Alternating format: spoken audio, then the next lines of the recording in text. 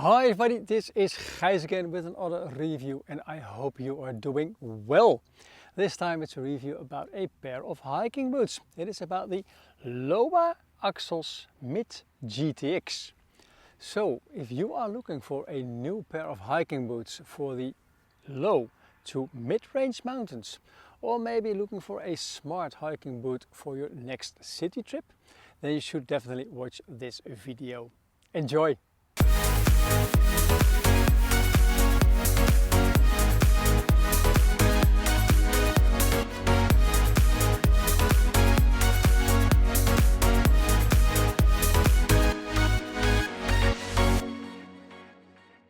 And welcome back to the review on the Lowa GTX Mid hiking boot. There's a lot to talk about considering this boot, but first, for those of you who just tuned into my channel for the very first time, it might be polite to introduce myself. My name is Gijs, I am an independent gear reviewer and I live in the Netherlands. Now, and if you like what I do after seeing this video, then please give the video a like and consider subscribing to my YouTube channel, because with more of you I can make more videos. Thank you so much in advance if you do. Now let's get back to the Lowa GTX, the Lowa Axos GTX Mid. And to be totally honest, I'm making a lot of mistakes with this name because I most of the time say Mid before I say GTX. But hey, what's not really important, is it? I got these shoes from Lowa somewhere in beginning of March, and I went hiking with it, and they have been in a lot of places by now. Of course, here in the Netherlands, they went to Switzerland, they went to Austria, they went to Finland, and probably also to Germany for a lot of hikes, but also, like I said in my introduction, also for city trips.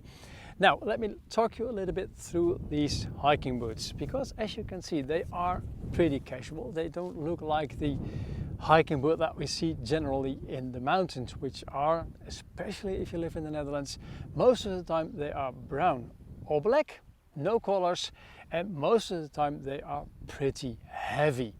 Talking about weight, of course, I put them on my precise scale at home, and this one that I am testing is a UK 8 and I measured a weight of 938.7 grams.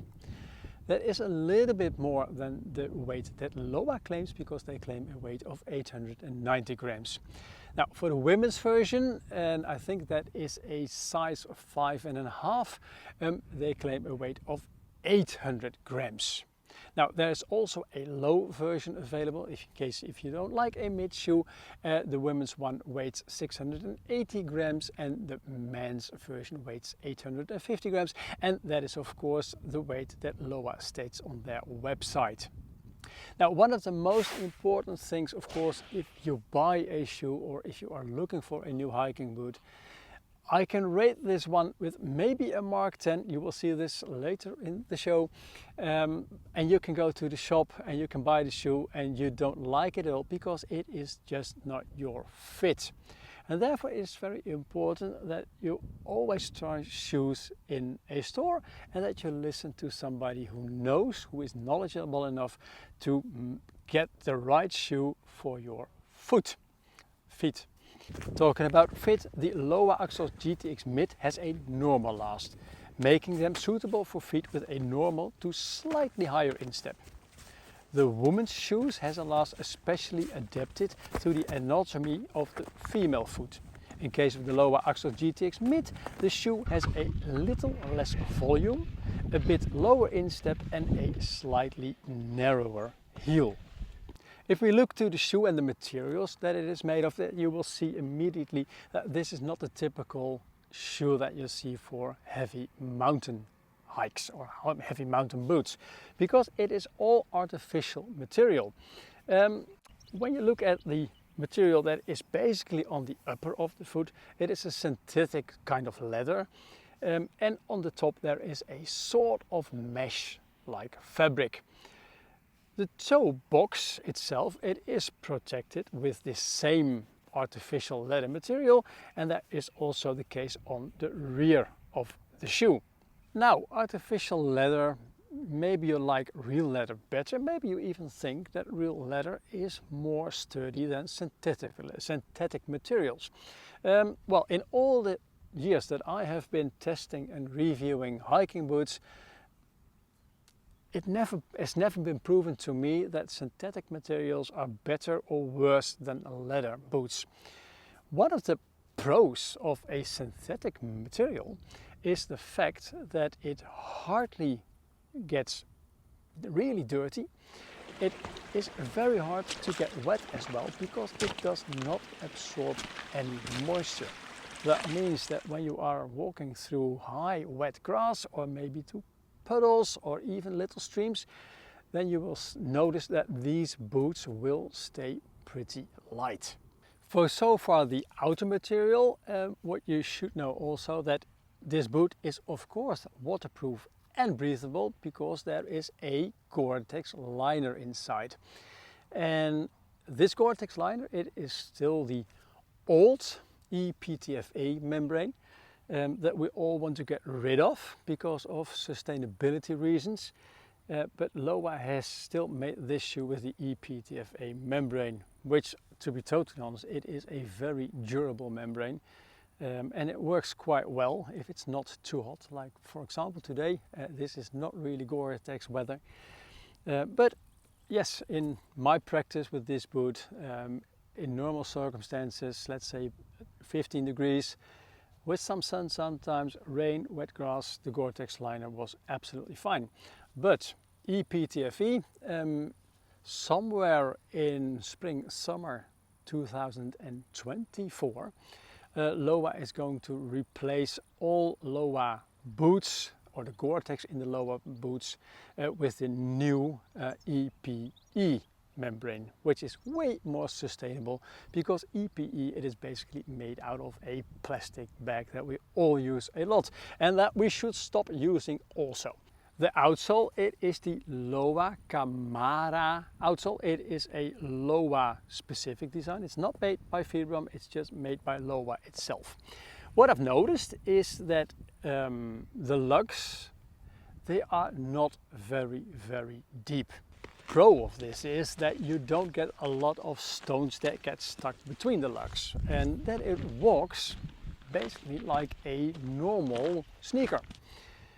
On the downside, because as you might see this, there is not really a second part and a front part. I don't know, the heel, that's probably how you call this. Because most hiking boots for serious hiking, they have got this second part and then you've got this articulated heel.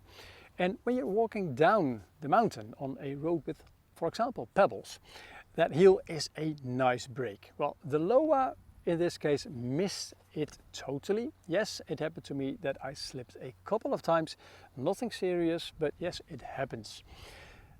What I do like about the outsole is that it has got this nice curvy shape like a banana, so that means it walks really nicely. For those who are wondering, lengthwise it is torsional quite stiff, way stiffer than I expected, and that is because there is a connection plate between the front or the forefoot and the heel itself that makes this shoe quite sturdy in this respect. And that means that you've got a nice platform even if the hikes get a little bit serious with a little bit more heavy backpack. Normally I would not use a heavy backpack, but I used this one with 15 kilos of photo equipment when I was in Austria, and to be honest, that went absolutely fine. Now, what I said about that this is quite stiff, this is absolutely not stiff. So if your legs are not that well trained or you've got ankles that need a lot of support, then well, these shoes are not your shoes. Then you have to buy something else. One little remark on the outsole itself. Because of the construction, it is totally welded basically to the upper. It is not possible to resole this shoe. So when you're done with the shoe, when the sole is done, well, then you basically have to buy a new pair of shoes, which is sustainability wise, of course, a little bit of a downside of this shoe. Now, what is also important if you put on the shoe is of course that the lacing, that you can open that quite widely. And that is absolutely possible with these shoes. Let me untie them, because you see that the Instep, it is quite a nice opening. And in case you have got some problems, then there is this really nice pulling tab on the back that you can of course also use in combination with a carabiner to hang them just on your backpack in case you are having some other shoes with you as well. The shoes, I find them very, very comfortable. Not only because they are very lightweight, but also because there is this nice cushioning on the shaft and on the inside of the tongue. It is really very, very soft. One remark, if you follow me already for a while, then you might have seen the remark that I made on the laces in the first week that I started hiking on them. And that was the fact that the laces, they are the type that keeps untying themselves the whole time. Untying, is that the correct word? Untying? I think so. But that disappeared after a month of use. It might have been that there is some material on the outside that is very slippery, that they keep untying themselves the whole time, but it disappeared. One thing that I would advise you, because you can see that the hooks, they are made out of metal and they're quite nice, but it happened to me quite a lot of times that the laces unhook themselves around the hooks. They are a little bit open to these laces. So what I do, it's a little trick that when I tie them down, I basically begin from the top and I tie it over each other so that they get blocked basically by the lace that is going over the tongue itself. I've been using the Lowa Axos GTX Mid for over 3 months and almost on a daily basis, and the boots have proven to be very comfortable. They walk like modern training shoes or sneakers. Although they are designed for hikes with a small backpack or just walking the dog a couple of times a day, they are capable of bigger adventures. Hiking with a 30-liter backpack and a weight of about 12 kilograms is not a problem as long as your legs are fit and well trained. This makes them a nice lightweight companion for hut-to-hut hikes in not too technical terrain. And now it's time to head on to my verdict. How do I rate the Lowa Axos GTX Mid? Well, in the first place, I was pleasantly surprised because the looks that this quite fashionable sneaker-like hiking boot gives, well, it is a little bit deceiving. Yes, they are absolutely capable for walking the dog multiple times a day. Not that I have a dog though, but they are also very capable in more serious hiking. For example, hut-to-hut hikes with a not too heavy backpack, a 30-liter pack with, for example, 12 kilograms inside. They are absolutely capable of doing that. They are very easy to put on, and what I do like is that it is quite a stable platform. Don't expect any support from the shaft because it is just not giving it. It's just giving a little bit of protection, but that's basically all. What you should know is that the outsole, it is a little bit slippery if you are going downhill, walking on a road or a path with a lot of pebbles. The Gore-Tex inside, it has proven to be waterproof, and the wading height of 8 centimeters is quite nice. You do get sweaty feet, of course, inside them because they are Gore-Tex shoes, and when the weather is just too warm, you will get sweaty feet in any Gore-Tex lined shoes. What I also do like is basically that very sneaker-like modern look so that you can use them in your daily work as well. Last but not least, the price. The Lowa Axos GTX Mid retails for €200, and that's a price that is fair to pay for a hiking boot like this. And therefore I rate the Lowa Axos GTX Mid at 8.3 points out of 10 total. Now, I really hope you liked this review, and if you did, then please give the video a like and also consider subscribing to my YouTube channel, because with more of you I can make more videos. For this time I would like to say thank you so much for watching, and I hope to see you that next time.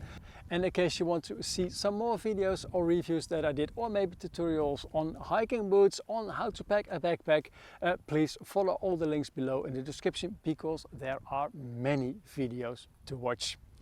Enjoy the outdoors and stay safe. Ciao, ciao!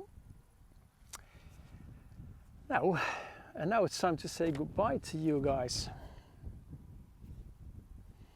What should I do with you? Put them in my personal museum, or? Yeah, I think I'll put them in my museum. They're good for that. They give some color to all the brown and black boots.